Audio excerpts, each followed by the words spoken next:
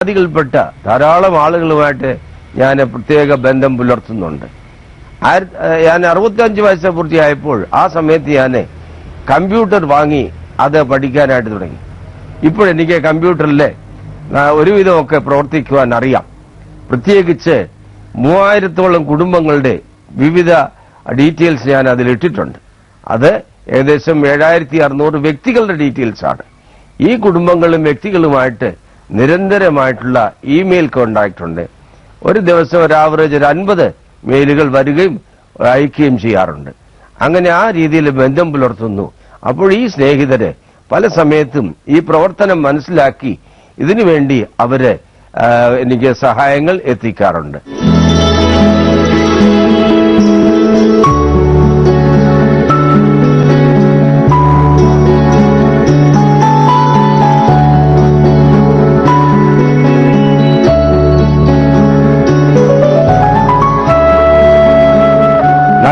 വർഷം മുൻപ് സഭയായിട്ട് എന്നെ പോസ്റ്റ് ചെയ്ത് തൃശൂർ രവിവർമ്മ അഗതി മന്ദിരത്തിന്റെ ചുമതലയിലും ചുറ്റുപാടുള്ള 4-5 ചെറിയ ഇടവുകളുമായിരുന്നു. മന്ദിരത്തിൽ ഏകദേശം 45 ആളുകൾ അവിടെ താമസമുണ്ട്. അതിലെ പകുതി ആളുകൾ പുരുഷന്മാരാണ്. പുരുഷന്മാരെ ശുശ്രൂഷിക്കുകയും നോക്കുകയും ചെയ്യുന്നതിന് മറ്റാളുകളില്ല, ഞാൻ തന്നെയാണ് അവരെ നോക്കുന്നത്. ഈ പ്രായമുള്ള ആളുകൾ രാത്രിയിൽ ഒരുപാട് പ്രയാസങ്ങളൊക്കെ ഉണ്ടാക്കും. അവർ ഉറങ്ങുകയില്ല, പല ബുദ്ധിമുട്ടുകളുണ്ട്. അങ്ങനെ ഒരു രാത്രിയിലെ ഒരു അപ്പച്ചൻ എപ്പോഴും എന്നെ വിളിച്ചുകൊണ്ടിരുന്നു. എനിക്ക് ഉറങ്ങാൻ സാധിച്ചില്ല. ആ സമയത്ത് ഞാൻ അതിനെ വളരെ ചിന്തിപ്പിച്ചു. ദൈവമേ, എന്തിനാണ് ഈ ശുശ്രൂഷയിൽ എന്നെ ആക്കിയെന്ന് ഞാൻ വളരെ വിഷമിച്ചു. അപ്പോൾ എന്റെ മനസ്സിലൊരു ചിന്ത വന്നു, ഇത് നിന്റെ പിതാവായിരുന്നെങ്കിൽ നീ എന്തോ ചെയ്യും. അത് എന്റെ കാഴ്ചപ്പാടുകളെ വളരെ മാറ്റം വരുത്തുന്നതിന് ഇടയായി തീർന്നു. അതിനുശേഷം അവിടെയുള്ള അപ്പച്ചന്മാരെ ശുശ്രൂഷിക്കുന്നതും അവരെ നോക്കുന്നതും ഒരു സന്തോഷമായിട്ട് കരുതുകയും അത് ജീവിതത്തിൽ തന്നെ എന്റെ കാഴ്ചപ്പാടുകളൊക്കെ മാറ്റിയെടുക്കുന്നതിന് സാധിച്ചു.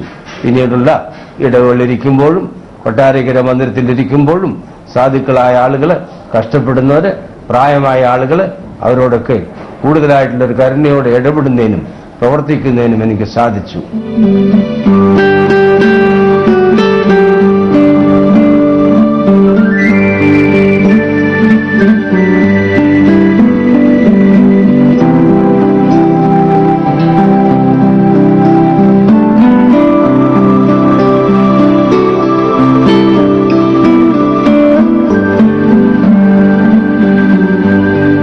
പാലിയേറ്റീവ് കെയറിൽ വരുന്ന രോഗികൾ കൂടുതലും ക്യാൻസർ രോഗികളാണ്.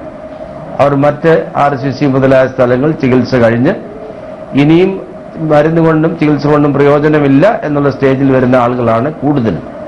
അല്ലാതെയുള്ള രോഗികളും വരുന്നുണ്ട്. എന്നാൽ ഇവരുടെ പ്രയാസം എന്ന് പറയുന്നത് അവരുടെ ജീവിത കാലാവധി സമയമൊക്കെ ഏകദേശം തീരാറായ സമയത്താണ് വരുന്നത്. ഞങ്ങൾ അവരുടെ ആ ദിവസങ്ങൾ കൂട്ടാനല്ല നോക്കുന്നത്, പിന്നെയോ അവർക്കുള്ള ദിവസങ്ങളിൽ നല്ല ഒരു ജീവിതം കൊടുക്കുക. Not adding days to their life, but adding life to their days. ചില മരണങ്ങൾ വളരെയധികം വേദന ജനിപ്പിക്കുന്നതാണ്, പ്രത്യേകിച്ച് കുഞ്ഞുങ്ങൾ വരുമ്പോൾ.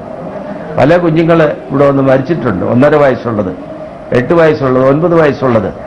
അങ്ങനെയുള്ള കുട്ടികളുടെ മരണം വളരെ വേദനയും, നമുക്ക് പല ദിവസങ്ങളിൽ അതിനെക്കുറിച്ച് ചിന്തിച്ചു പോകും. ഓർക്കുകയാണ് ഒരു തേജസ്, നാരായണൻകുട്ടിക്കും രാധാമണിക്കും ജനിച്ച ഏക മകൻ. 14 വർഷം അവര് പ്രാർത്ഥിച്ച് കിട്ടിയ ഒരു മകനാണ്.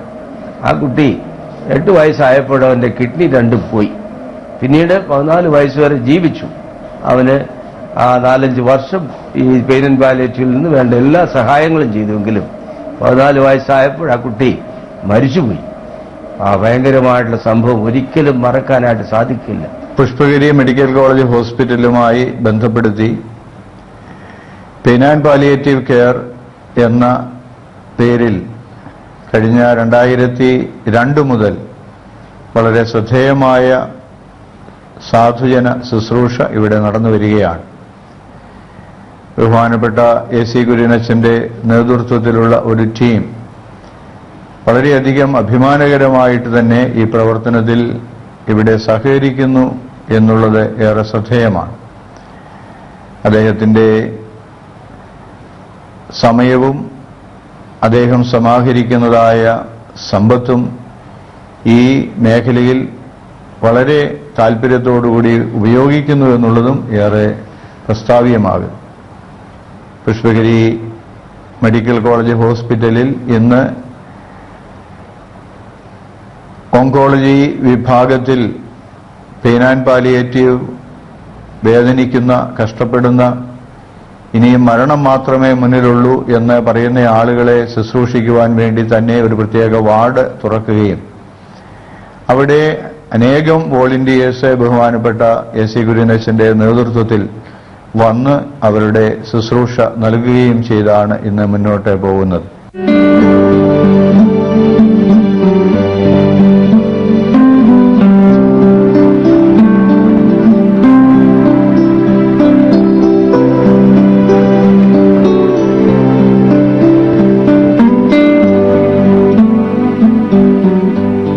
ക്യാൻസർ ബാധിച്ചും മറ്റും ഇവിടെ വരുന്ന രോഗികൾ ചികിത്സയെല്ലാം കഴിഞ്ഞു വരുന്നവരാണ്.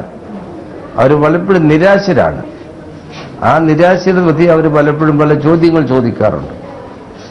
എന്തുകൊണ്ട് കർത്താവേ ദൈവമേ ഈ സൂക്കേട് എനിക്ക് വന്നു, അല്ലെങ്കിൽ എന്റെ കുടുംബത്തിന് വന്നു?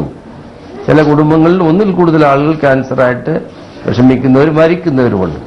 അങ്ങനെയുള്ള ചോദ്യങ്ങൾ വളരെ പ്രസക്തമാണ്. അവരോട് പലപ്പോഴും ഉത്തരം പറയാൻ നമുക്ക് സാധിക്കില്ല. എങ്കിലും അവരിവിടെ വന്ന കാലം മുതൽ അവരുടെ ചികിത്സ കൊണ്ടും സ്വാതന്ത്ര്യം കൊണ്ടും ശുശ്രൂഷ കൊണ്ടും അവരെ പ്രത്യാശയുള്ളവരാക്കി തീർക്കുക. അവരെ കുടുംബത്തിനും നിരാശയല്ല, പ്രത്യാശയിലേക്ക് നയിക്കുക. അവരുടെ ജീവിതം അങ്ങനെ പെട്ടെന്ന് അവസാനിക്കാനുള്ളതല്ല. പിന്നെയോ ദൈവം കൊടുക്കുന്ന ദിവസങ്ങൾ, ആയുസ്സുകൾ, സമയങ്ങളൊക്കെ സ്വന്തമായിട്ട് പ്രത്യേകിച്ച് പ്രത്യാശയോടെ ജീവിക്കാനുള്ളതാണ്. ആ ഒരു സന്ദേശമാണ് ഞങ്ങൾ നൽകുന്നത്. അങ്ങനെയുള്ളൊരു ശുശ്രൂഷയാണ് ഇവിടെ ചെയ്യുന്നത്. എനിക്ക് അച്ഛനെ കുറിച്ച് പറയുകയാണെങ്കിൽ, നമ്മുടെ പെയിൻ ആൻഡ് പാലിയേറ്റീവിലെ അച്ഛൻ ദിവസവും വന്ന് രോഗികളെ സന്ദർശിക്കുകയും ഞങ്ങൾ സ്റ്റാഫ് എന്ന നിലയിൽ അച്ഛൻ ഞങ്ങൾക്ക് കൂടുതൽ സ്നേഹമായിട്ട് അവരെ എങ്ങനെ ചെയ്യണം എന്ന് ഞങ്ങളെ പ്രോത്സാഹിപ്പിക്കുകയും ചെയ്യാറുണ്ട്. മറ്റു വാർഡുകൾ വെച്ച് നോക്കുകയാണെങ്കിൽ സംസാരിക്കേണ്ടതെന്നും അവരോട് എങ്ങനെ സ്നേഹമായി പെരുമാറണമെന്നും അച്ഛൻ ഞങ്ങളെ കൂടുതൽ പറഞ്ഞ് മനസ്സിലാക്കി തരാറുണ്ട്. പിന്നെ അച്ഛനെ സംബന്ധിച്ചോളം ഒരു വൈദികൻ എന്ന നിലയിൽ മാത്രമല്ല, ഒരു പിതാവ് എന്ന നിലയിൽ കൂടി ഞങ്ങൾ സ്റ്റാഫിനെ എല്ലാവരെയും തന്നെ സ്നേഹിച്ച് ഞങ്ങളെ പേഷ്യന്റ് അടുക്കിലേക്ക് കൊണ്ടുപോവുകയും ഞങ്ങൾ ആരാണ്, എന്താണ് അവർ ചെയ്യുന്നതെന്ന് രോഗികളെ പറഞ്ഞ് മനസ്സിലാക്കുകയും ആ ബൈസ്റ്റാൻഡേഴ്സിനെയും അത് മനസ്സിലാക്കി തരികയും അത് ഞങ്ങൾക്ക് വളരെ സഹായമാകുകയും ചെയ്യാറുണ്ട്.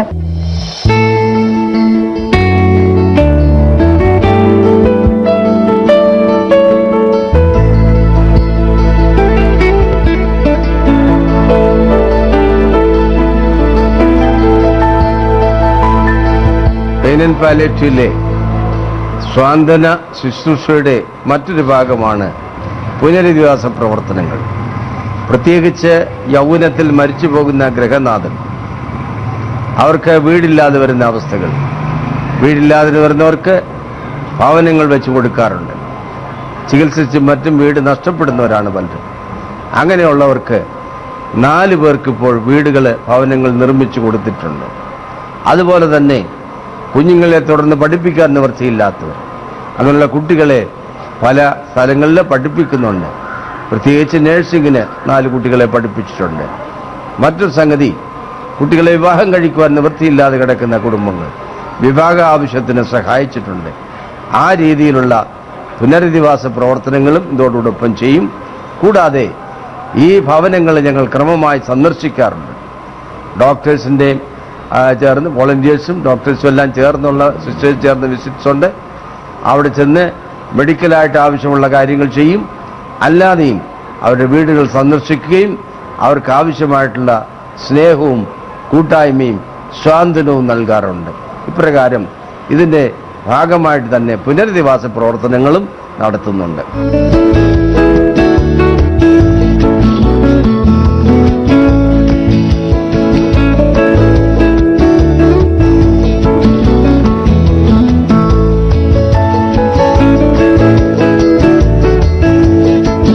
കടന്നു വന്ന ജീവിതപാതയിൽ എനിക്ക് വളരെയധികം ദുഃഖങ്ങൾ അനുഭവിക്കേണ്ടി വന്നിട്ടുണ്ട്. ആ ദുഃഖങ്ങൾ എന്നെ നിരാശയിലേക്കോ നയിച്ചില്ല. എന്നാൽ എനിക്ക് കൂടുതൽ ശക്തിയും അനുഭവം തരുന്ന കാര്യങ്ങളായിരുന്നു. ദൈവം സകലതും നന്മയ്ക്കായിട്ട് ചെയ്തു എന്ന് ഞാനിപ്പോൾ വിശ്വസിക്കുന്നു. എന്നാൽ ഈ അനുഭവങ്ങൾ കൂടെയൊക്കെ വേദനിക്കുന്നവരെയും ദുഃഖിക്കുന്നവരുടെ അനുഭവങ്ങൾ മനസ്സിലാക്കുവാൻ സാധിക്കുന്നു. ഈ ആശുപത്രിയിൽ ഒരു ദിവസം വന്ന് ഈ രോഗികളെയൊക്കെ കാണുന്നില്ലെങ്കിൽ വലിയ സങ്കടമാണ്. എല്ലാ ദിവസവും ഏതെങ്കിലും ഒരു സമയത്ത് വന്ന് രോഗികളുടെ അടുത്ത് എൻ്റെ സമയം ചിലവഴിക്കുന്നു. വേദന അനുഭവിക്കുന്നവർ, ദുഃഖമനുഭവിക്കുന്നവർ, മരണത്താൽ വിഷമിക്കുന്ന ആളുകൾ, അതുമൂലം കുടുംബങ്ങളിലുണ്ടാകുന്ന പ്രയാസങ്ങൾ, അനേക പാവപ്പെട്ട രോഗികളെ ബില്ല് അവസാനം കൊടുക്കുവാൻ നിവൃത്തിയില്ലാതെ വന്ന് കരയുമ്പോൾ എന്ത് ചെയ്യാൻ സാധിക്കും? അവർക്കൊക്കെയും കഴിവത് ചെയ്യാനായിട്ട് പരിശ്രമിക്കുകയാണ്. ഈ കർത്താവ് പറഞ്ഞ വചനം, ഈ ചെറിയവരിലൊരുത്തന് ചെയ്തെടുത്തോളുമെല്ലാം എനിക്കാകുന്നു ചെയ്തതെന്നുള്ള ആ വാക്യം അനുഭവമാക്കി തീർക്കുവാനായിട്ടുള്ള പരിശ്രമം കൂടെയാണ് ഇതിൽ കൂടെ ചെയ്യുന്നത്. അതിനായിട്ട് ദൈവം ഇത്രത്തോളം സഹായിച്ചു.